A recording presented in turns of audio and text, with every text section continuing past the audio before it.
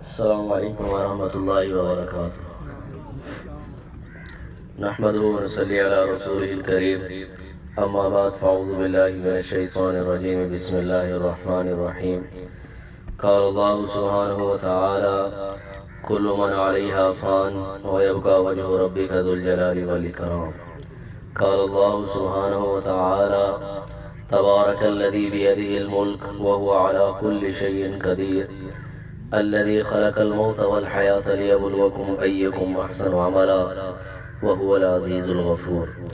قال الله سبحانه وتعالى سبحان الذي أسرى بعبده ليلا من المسجد الحرام إلى المسجد الأقصى الذي باركنا حوله لنريه من آياتنا۔ قال الله سبحانه وتعالى والضحى والليل إذا سجى ما ودعك ربك وما قلى وللآخرة خير لك من الأولى ولسوف يعطيك ربك فترضى۔ قال النبي صلى الله تعالى عليه وسلم الكيس من دان نفسه وعمل لما بعد الموت والعاجز من أتبع نفسه هواها وتمنى على الله۔ قال النبي صلى الله تعالى عليه وسلم من أحب دنياه أزر بآخرته ومن أحب آخرته أزر بدنياه فآثر ما يبقى على ما يفنى۔ صدق الله سبحانه وتعالى وصدق رسوله النبي الكريم۔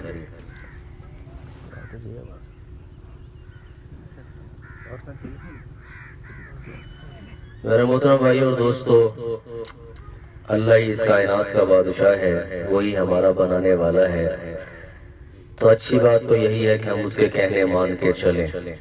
دنیا جہاں کے، چاہے چائنا کے سائنسدان ہیں، چاہے جاپان والے ہیں، چاہے کوریا والے ہیں، وہ چاہے ڈاکٹری لائن میں ہے، چاہے انجینئرنگ لائن میں ہے، جو بندہ کسی لائن کی اتھارٹی ہوا کرتا ہے، یا کوئی وہ کتاب لکھتا ہے، یا کوئی وہ مشین مارکیٹ میں متعارف کراتا ہے، تو اس کے ساتھ میں پمفلیٹ بھی دیتا ہے، اس کے ساتھ میں پورا ایک کتاب اچھا دیتا ہے کہ جس کے اوپر لکھا ہوتا ہے کہ اس مشین کو ایسے استعمال کرنا ہے۔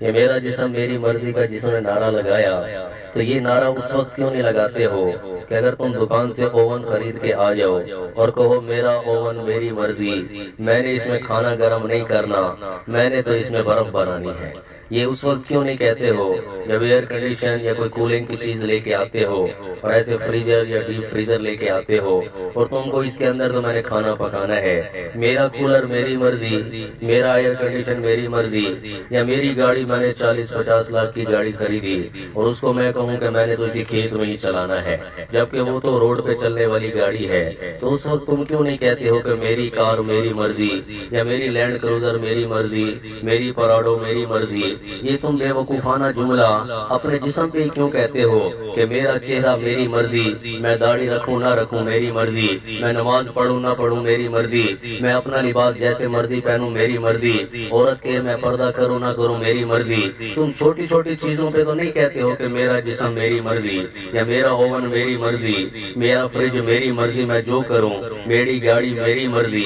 تم نے اشرف المخلوقات کے ساتھ یہ حشر کیوں کر دیا؟ تم نے کیوں اس افضل انسان کو چھوڑ دیا جس کی خاطر کل کائنات کو بنایا اور سجایا گیا ہے؟ لولاک لما خلقت الافلاک، کہ زمانے دے رنگ سارے تیری خاطر بڑھائے نے، آسمانہ دے چند تارے تیری خاطر سجائے نے، دکھا کے والضحیٰ چہرہ ذرا دیدار دے اپنا، میں اقصا وچ نبی سارے تیری خاطر بلائے نے، والضحیٰ اے میرے ابھی مجھے تیرے روشن چہرے کی قسم، واللیل اذا سجا مجھے تیری زلفوں کی قسم، اللہ کے گھر کے میں قریب ہوا، سب سے اوپر مجھے آیت لکھی نظر آئی، اور وہ آیت ہے قد نرا تقلب وجهك في السماء فلنولینک قبلۃ ترضاها۔ اے حبیب جب آپ نے بار بار مڑ کے آسمان کی طرف دیکھا، اللہ نے آسمان سے آپ کا چہرہ دیکھا، تو یہ کیوں کہتے ہو؟ سمجھے یہ مثال، یہ آج میں نے پہلی دفعہ ہی سنائی ہے، ویسے تو میں بولتا رہتا ہوں جو میرا جسم میری مرضی لوگ کہتے ہیں، لیکن میرا جسم میری مرضی سے زیادہ بے وقوفانہ جملہ کوئی نہیں ہے۔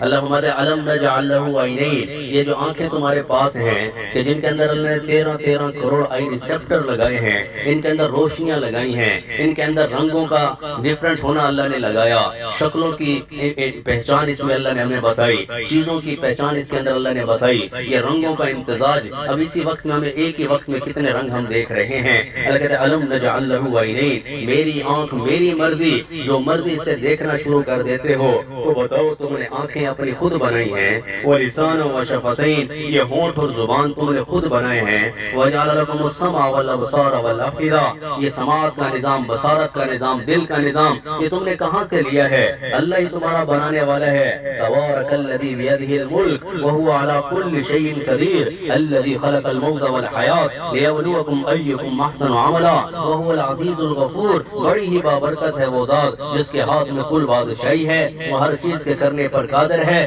اسی نے موت و حیات کا نظام بنایا اور دیکھنا چاہتا ہے کہ اس داد والے پہ رہتے ہوئے کون میری مان کے آتا ہے.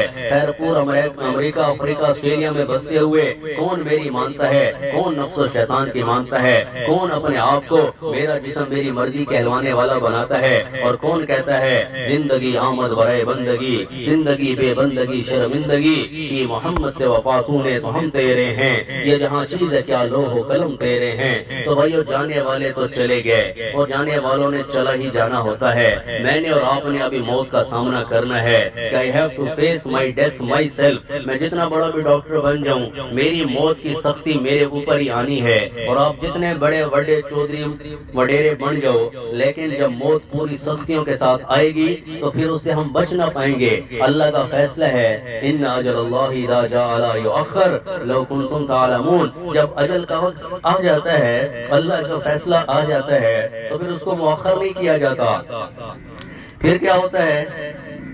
اجل ہی نے چھوڑا نہ کسرا نہ دارا, اسی سے سکندر صفات بہارا. ہر ایک لے کے کیا کیا نہ حسرت سدھارا, پڑا رہ گیا سب یوں ہی ٹھاٹ سارا. جگہ جی لگانے کی دنیا نہیں ہے, عبرت کی جا ہے تماشا نہیں ہے. کبھی قبرستان میں جا کے سوچا کرو میرے خاک میں اہل شاں کیسے کیسے, مٹے نامیوں کے نشاں کیسے کیسے, ہوئے نامور بے نشاں کیسے کیسے, زمین کھا گئی آسماں کیسے کیسے. جگہ جی لگانے کی دنیا نہیں ہے, عبرت کی جا ہے تماشا نہیں ہے. چلو قلعہ دراوڑ کی طرف جا کے وہ نوابوں کے محلات دیکھو, کہ گلزار اور نور اور صادق محل کو دیکھو, جہاں میں ہے عبرت کے ہر سو نمونے. مگر تجھ کو اندھا کیا رنگ و بونے, کبھی غور سے یہ بھی دیکھا ہے تو نے, جو معمور تھے وہ محل اب ہے سونے. جگہ جی لگانے کی دنیا نہیں ہے, عبرت کی جا ہے تماشا نہیں ہے. بس کرنا تو بتا دیں. ایک بندے نے مجھے بڑی بحث کی, وہ بھی کلیئر کرتا جاؤں. کہہ رہا ایسا کتنے لگے پھر دو ایویں تبلیغیں دیتے, چڑھ کے جماعت نہ دیتے, جاؤ ڈاکٹری کرو, کلینک پیسے بڑھاؤ, کوٹیاں بڑھاؤ. ہم پھر ہمیں یہ بھی کہتے ہیں کہ یار آپ تو گستاخ ہیں. اور ایسے جیسے تینیتی میں ہمارے دوستوں نے بدنی محبت کا اظہار کیا, کہاں سے مہمان چلے اور ان کا سر پاڑ چڑھیا. کیا کرے اب ان کو میں کیسے محنت کروں, کہ مہمان کا تو بندہ خیال کیا کرتا ہے. تو اب بیچارے منتے کرے پھر کہ یار معافی دے دو معافی دے دو. تمہارے ساتھ نے کہا کہ یار عشق رسول میں تم نے ڈنڈے مارے, اب عشق رسول میں جیل میں بھی چلے جاؤ, کیا ہوتا ہے؟ مذاق کی بات ہوگی. لیکن عشق رسول میں ایسا تو کبھی نہیں ہوا کہ ایسے کر دینا. تو اس نے مجھے بڑی بحث کی, کہتے ڈاکٹر صاحب ایویں مولویوں نے پیچھے لگ گیا کی تھوڑا تھا, شکل و صورت سارا کچھ بدل گیا. کہاں 3 پیس سوٹ لگانے, کہاں گاڑیوں میں, اور کہاں ایویں بیٹھے ہو تصویر. تو میں نے کہا تبلیغ کی راہ میں مجھے تو بہت کچھ ملا ہے. مثال کے طور پہ میں نے ایک سوال کیا, میرا دل کرا آپ سے بھی کروں.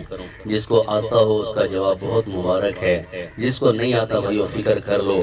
اگر اللہ کے نبی والی زندگی ہم نہیں گزار رہے تو یہ نہ سوچا کہ ایویں چل جائے گا کم, کہ محمد سے وفاتوں نے تو ہم تیرے ہیں. یہ جہاں چیز ہے کیا لوح و قلم تیرے ہیں. تو اس بندے سے میں نے پوچھا یار آپ اپنے آپ کو تو عاشق رسول کہہ رہے ہو, ٹھیک ہے ہم مانتے ہیں, تبلیغ میں ہم نے تو کبھی کسی کو برا نہیں کہا, اور 13 سال تو ہو گیا, لاکھوں لوگوں تک میں نے بھی پیغام پہنچایا ہے. ابھی ہم کوئٹہ کے سفر میں تھے, اس سے پہلے گلگت گئے ہوئے تھے, اس سے پہلے کشمیر گئے ہوئے تھے. پھرتے رہتے ہیں, سناتے رہتے ہیں, سننے والے بھی بہت ہیں. تو میں نے سے کہا ایک بات تو بتاؤ, جس ہستی کے عشق کا تم دعویٰ کرتے ہو اس ہستی کا نام قرآن میں کتنی دفعہ آیا ہے؟ محمد عربی صلی اللہ علیہ وسلم کا نام قرآن میں کتنی دفعہ آیا ہے؟ تمہیں بہت دعویٰ ہے عشق رسول کا, تم یہ سوال سادہ سا سوال ہے, تم مجھے اس کا جواب دے دو. اور اس بندے کو اس سوال کا جواب نہیں آتا تھا. میں نے کہا یار ہم بھی محنت کر رہے ہیں، آپ بھی محنت کرو، ایسے کسی کو کافر نہ کہہ دیا کرو، بلکہ دل چھوڑا کرو۔ ابھی پچھلے دنوں مجھے خبر ملی، میں نے کہیں بیان کیا، تو اس کے بعد انہوں نے کہا کہ ہمیں فلانے ہمارے پیر صاحب آ گئے، فلانے آ گئے، فلانے آ گئے۔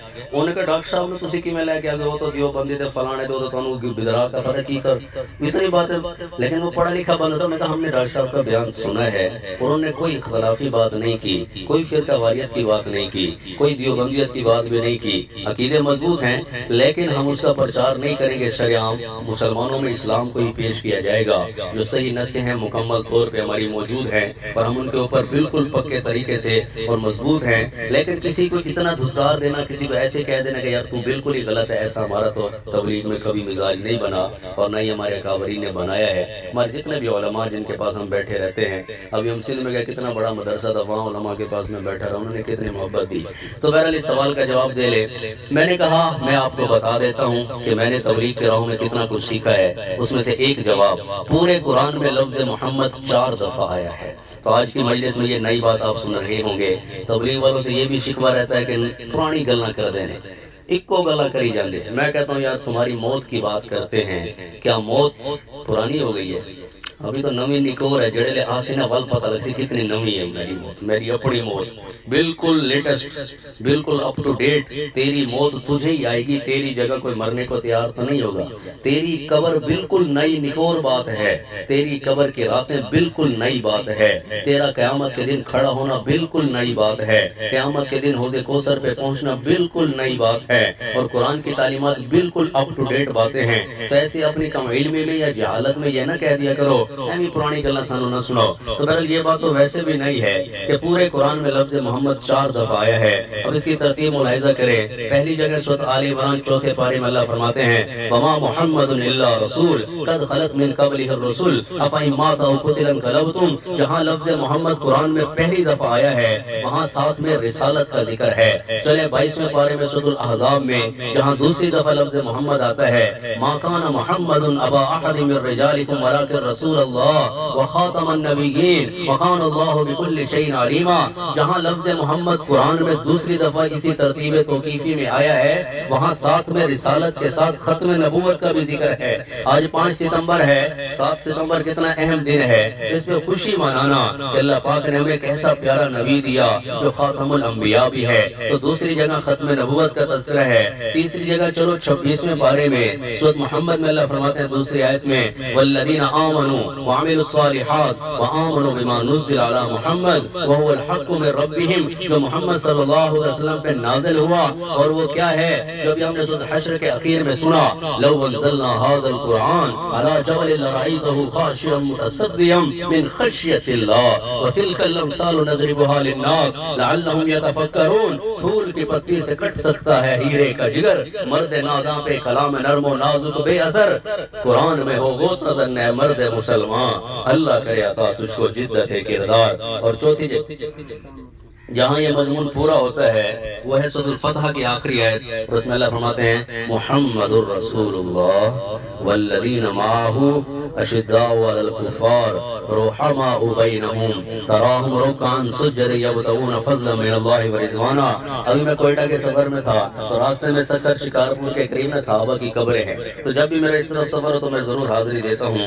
عمر بن حفصہ رضی اللہ عنہ کی قبر مبارک کے قریب اور ان کے قدموں میں بیٹھ کے جب بھی میں نے نئی نظم لکھی ہے صحابہ کی شان میں، جب وہ وہاں پہ سنی تو کیا رونا نصیب ہوا کہ ہونٹوں پہ صحابہ کے جو میرے ترانے ہیں، کچھ اور نہیں بس بخشش کے بہانے ہیں، ہو جائے ہمارا بھی انجام کچھ ایسا ہی، کہہ دیں ہاں سبھی چھوڑو یہ تو دیوانے ہیں، کیا خوب ہے لشکر جو میدانوں میں اترے ہیں، ایک وہ ہی نہیں تھا بس سب ان کے زمانے ہیں، اللہ کا فضل ہے یہ مقبول دعائیں ہیں، کیا خوب ہاں قسمت میں یہ میری ترانے ہیں، سوئے ہیں ابھی بھی جو مر جائیں گے بیچارے دنیا میں بھی ذلیل آخرت میں بھی ذلیل، جو ابو بکر عمر کے انکاری ہیں۔ میں نے اس پہ ایک شعر لکھا، سوئے ہیں ابھی بھی جو روزے کی فضاؤں میں، کیا خوب محمد کے یاروں کے ٹھکانے ہیں، قرآن کی باتیں ہیں، ایسی ہے کہ میں نہیں مار رہا ہوں، قرآن کی باتیں ہیں، والذین معہ اشداء علی الکفار، قرآن کی باتیں ہیں، معیار صحابہ ہیں، نہ ہی یہ کہانی ہے نہ کوئی فسانے ہیں، ہو جائے حشر میرا قدموں میں صحابہ کے، ازہر کی دعاؤں میں ارمان پرانے ہیں، بن جائے قبر میری اللہ تیرے رستے میں، میری دعا میں اکثر میں خیرپور کے قبرستان جاتا ہوں تو میں دعا کرتا ہوں اللہ زندگی تو گزر رہی ہے لیکن اس قبرستان میں دفن کیوں نہیں ہونا چاہتا کہ میں تیرے راستے میں شہادت کی موت چاہتا ہوں اور تیرے نبی کے شہر میں مدفن چاہتا ہوں۔ عمر فاروق اعظم جیسے جرار رضی اللہ تعالیٰ عنہ کی اس دعا کے ساتھ اللہم ارزقنی شہادتا فی سبیلک واجعل موتی ببلد رسولک، اے نبی اے اللہ سے مانگا جا رہا ہے کہ اللہ میں تیرے راستے میں شہادت کی موت چاہتا ہوں اور تیرے نبی کے شہر میں دفن ہونا چاہتا ہوں، تو اس دعا کے ساتھ مدفن ہو نصیب بقی میں یا رب، مدفن ہو نصیب بقی میں یا رب، دل ازہر کی اب تمنا ہے یہی بس، بن جائے قبر میری اللہ تیرے رستے میں، ازہر کی نگاہوں میں یہ خواب سہانے ہیں، کیا خوب ہیں لشکر جو میدانوں میں اترے ہیں، ایک وہ ہی نہیں تھا بس سب ان کے زمانے ہیں۔ تو اشارتاً میں نے بتا دیا 4 جگہ لفظ محمد ہے، اسی مضمون کو ایک آخری بات اس میں ایڈ کرتے ہوئے پہلی جگہ میں نے بتایا رسالت کا ذکر ہے، اور رسالت کا تقاضا ڈاکٹروں سے کیا، پورے داد والا یا جہاں جہاں کی بستیوں والے آئے بیٹھے ہیں سب سے کیا مطالبہ ہے، من یطیع الرسول فقد اطاع اللہ، سنت توڑنے کے لیے نہیں ہوا کرتی، سنت اپنانے کے لیے ہوا کرتی ہے، نقش قدم نبی کے ہیں جنت کے راستے، اللہ سے ملاتے ہیں سنت کے راستے۔ او بھائیو اللہ نال ملنا ہے تے سنت دے راستے تے آ جاؤ، کیوں نہیں دی دکان دے باہر نمبر لوئی کھڑے بیالی تک، سمجھئے گا کیوں اس جیسی۔ پچھلے دن اگر فیس بک میں نے فوٹو لگایا سال پہلے، جیسے اس میں ہوتے آپ نے دیکھا نا، میموری ہوتی ہے، سال پہلے بھی داڑھی مڈاتا تھا، اب بھی جو فوٹو لگایا داڑھی نہیں ہے، تو تیرا تو یہ پروگرام ہے مر جاؤں گا لیکن داڑھی چہرے پہ نہیں سجاؤں گا، اور پھر آپ خود دیکھتے ہو جو داڑھی کے بغیر جا رہا ہوتا ہے اس کا چہرہ تو دیکھا کرو مرے ہوئے تھا، میں خود بھیکاری تو خوف آ بندے کہ یار کیسے جا رہا ہے، اللہ مہربان میں اللہ، لیکن ایک جو فرق نظر آ رہا ہوتا ہے ان آنکھوں سے ہم دیکھ سکتے ہیں نا سچا جھوٹا کون ہے، سیدھا رستہ کیڑا پٹھا رستہ، اتنی تو آپ کو سمجھے، جو چہرے پہ داڑھی سجا کے جا رہا ہوتا ہے اور جو ویسے ہی جا رہا ہوتا ہے، کبھی ان کے چہروں پہ غور کیا کرو، ان کے چہرے میں تو بولتے ہوئے دیکھتا ہوں، واقعی بول رہے ہوتے ہیں کہ پتہ نہیں ہم کیسے جا رہے ہیں، آگے بنے گا کیا۔ تو رسالت کا تقاضا اتباع رسول، بات میں ختم کرتا ہوں، ختم نبوت کا تقاضا ایک ذمہ داری میرے اور آپ کے کندھوں پہ ہے۔ میرے سے ساؤتھ افریقہ کے مہمان تھے، اسلام آباد ہم جماعت میں گئے تو انگلش میں ان کا ترجمان تھا، کہتے imagine you are Muslim, there are 5 billion people waiting for you in this world, you must go to them and preach them کلمہ لا الہ الا اللہ محمد رسول اللہ۔ کہتے 5 ارب لوگ ہیں جن کو پتہ کوئی نہیں اللہ کون ہے، اللہ کے حبیب کون ہے، تمہارے ذمہ ہے کہ ان تک اللہ کا پیغام پہنچاؤ۔ تو رسالت کا تقاضا اپنی زندگی بدلو، ختم نبوت کا تقاضا ایک نبی آخری نبی کے آخری امت ہے تو ایک کام ہمارے ذمہ ہے۔ تیسری جگہ میں نے بتایا نزل علی محمد، کام کیا ہے، قرآن کو سنانا ہے جو نبی محمد صلی اللہ علیہ وسلم پہ نازل ہوا، اور سنانا کیسے ہے، چوتھی جگہ میں نے کہا محمد الرسول اللہ والذین معہ، جیسے صحابہ نے سنایا کہ تھے ہم ہی ایک تیرے مارکا آراؤں میں، خشکیوں میں کبھی لڑتے کبھی دریاؤں میں، دی اذانیں کبھی یورپ کے کلیساؤں میں، کبھی افریقہ کے تپتے ہوئے صحراؤں میں، شان آنکھوں میں نجستی تھی جہانداروں کی، کلمہ پڑھتے تھے ہم شاہوں میں تلواروں کی، دشت تو دشت ہیں دریا بھی نہ چھوڑے ہم نے، بحر ظلمات میں دوڑا دیے گھوڑے ہم نے، قوت عشق سے ہر پست کو بالا کر دے، دہر میں عشق محمد سے اجالا کر دے۔ بھائیو کرنے کا کام تو بڑا باقی ہے، کر لیں گے تو انشاءاللہ خوشی کا منظر موت کے وقت بھی دیکھیں گے اور آخرت میں بھی دیکھیں گے، سارے توبہ بھی کر گے۔